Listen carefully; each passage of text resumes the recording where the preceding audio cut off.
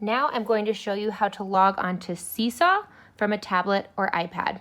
So first you need to make sure it's downloaded. So you go to App Store, search, and you're going to search for SeeSaw. Now this is a little confusing.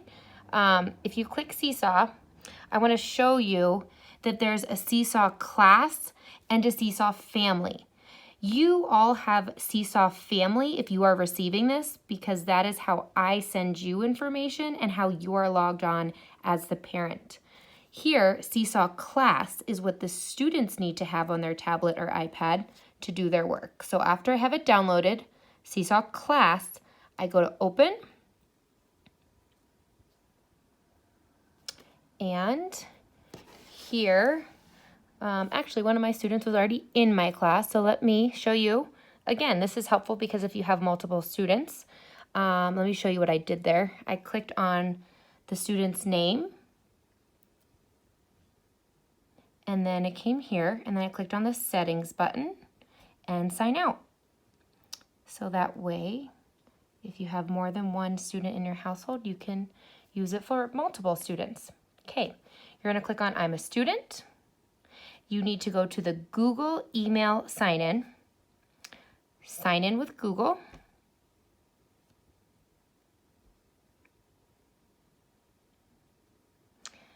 It has some, so again, if your students have already used it, which it's great because it will save their information.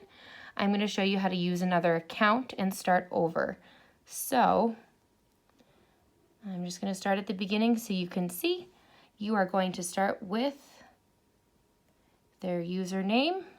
And again, you do on the iPad the first time have to use at Cherry Creek Schools.org. There you go. And then next. And then, actually that's not the right password. So I'm going to put in the password, which is 20, and again, a bunch of numbers.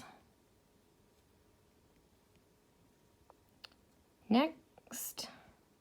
And if you want to update that, I'm not going to do that right now.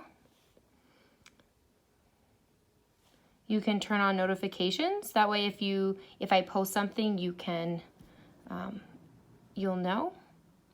Okay, and here is that interface again.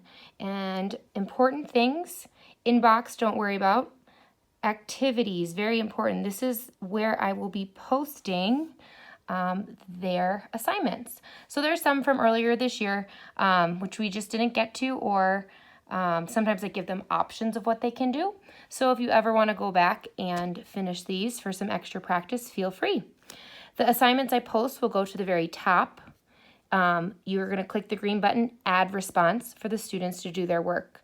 If you do have access to a tablet, it is really neat because the kids can actually draw on it with their finger, and that might be a little bit easier when it comes to some of the math problems we are going to assign. Also, if you wanted to do math problems or anything, let me show you. So when you go to add response, what is neat is there's an option to record your voice, and there's an option to take a picture. If it's hard to do on the iPad or even on the computer, feel free to take a picture of what you've done if that's easier than writing with your finger on the iPad. You can also type any responses ever, or again, using your finger. The students know usually what to do here. So I'm going to X that out. Feel free to ask any questions later. And one more thing I wanted to show you. Oops. It's hard to tape myself while I'm doing this. Okay, I'm going to click Journal. This part's really neat because if you go down, these are all the activities students have already done this year that I've approved. And once I approve them, it goes onto this page and they can listen to their friends' work and their own work for a little review or just to hear their friends' voices. Okay, so I hope that was helpful.